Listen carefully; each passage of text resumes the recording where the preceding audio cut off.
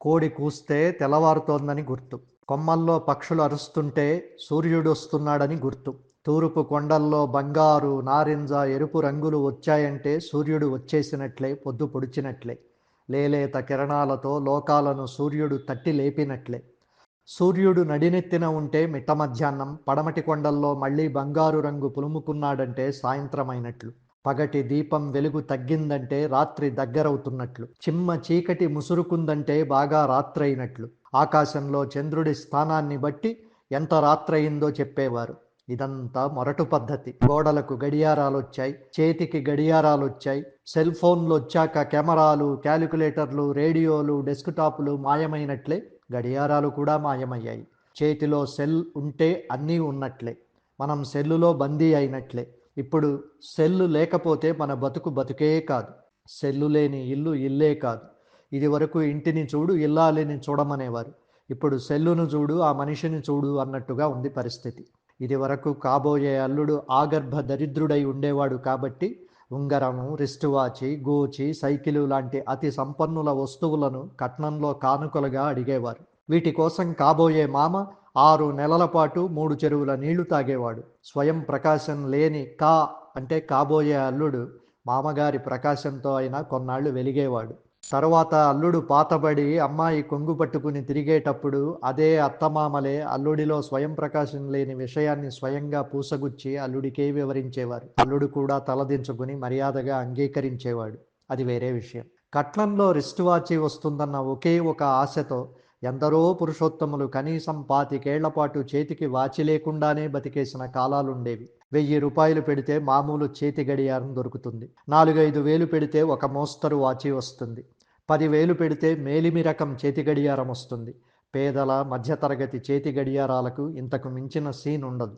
అదే సంపన్నుల చేతి గడియారాలైతే 1,00,000 నుండి 25 కోట్ల రూపాయల దాకా ఎంతైనా ఉంటాయి. అన్నమయ్య అన్నట్లు హంసతూలికా తల్పం మీద మహారాజు నిద్ర ఒకటే, పక్కనే కింద కటికి నేల మీద బంటు నిద్ర ఒకటే. వజ్రాల వాచి 7 గంటలని నవ్వదు, 1000 రూపాయల వాచి 7 గంటలే అని ఏడవదు. లేదా ముష్టివాచిలో సమయం 7 అయినప్పుడు వజ్రాల వాచిలో సమయం 6 లేక 8 కానే కాదు. ఎందులో అయినా ఒకే సమయం కదా అని అనుకోకూడదు. సంపన్నులది విలువైన సమయం, నిరుపేదలది విలువలేని సమయం. మనిషికి విలువ లేనప్పుడు వాచితో విలువ పెరిగితే అతనో లేక ఆమె టైం బాగున్నట్టు.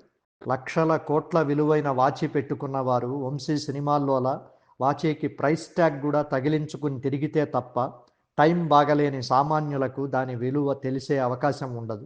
సమయం సందర్భం లేకుండా ఆ గొప్ప వాచి పెట్టుకున్న వారే అడగని వారినందరినీ పిలిచి మరీ దాని అదిరిపోయే రేటు, గుణగణాల గురించి చెప్పనైనా చెప్పాలి.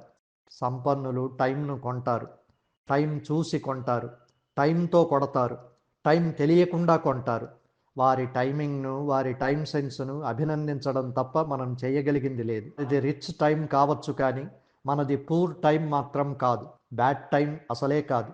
దేనికైనా టైం రావాలి అంతే అన్నట్లు ప్రపంచ కుబేరుల్లో మొదటి స్థానాల్లో ఉండే రిలయన్స్ అధినేత ముఖేష్ అంబానీ కుమారుడు అనంత్ అంబానీ చేతికి అలంకరించిన వాచి ధర మన కరెన్సీలో అక్షరాల 22 కోట్ల రూపాయలేనట. రిచర్డ్ మిల్లే కంపెనీ తయారు చేసిన ఈ వాచీలు ప్రపంచంలో 3 అంటే 3 ఉన్నాయట. అందులో ఒకటి మన భారతీయుడి చేతిలో మెరుస్తుండడం భారతీయులుగా మనకెంత గర్వకారణం, ఎంత అది. ఆ చల్లని సముద్ర గర్భం దాచిన బడబానలమెంతో, ఆ నల్లని ఆకాశంలో కానరాని భాస్కరులెందరో, అణగారిన అగ్నిపర్వతం కనిపెంచిన లావాయంతో, ఆకలితో చచ్చే పేదల శోకంలో కోపం ఎంతో, అన్నార్తులు అనాథలుండని ఆ నవయుగమదెంత దూరమో, కరువంటూ కాటకమంటూ కనిపించని కాలాలెప్పుడో అని దాశరథులు ఇలాంటి వజ్రం సిగ్గుతో తలదించుకోవాల్సిన రిచర్డ్ మిల్లే వాచీల కాలాలను చూడలేకే బాంబే అరేబియా సముద్రాన్ని చూస్తూ ఆ సముద్రంలో దాగిన బడబాగ్నులకు అక్షరరూపమిచ్చి ఉంటారు.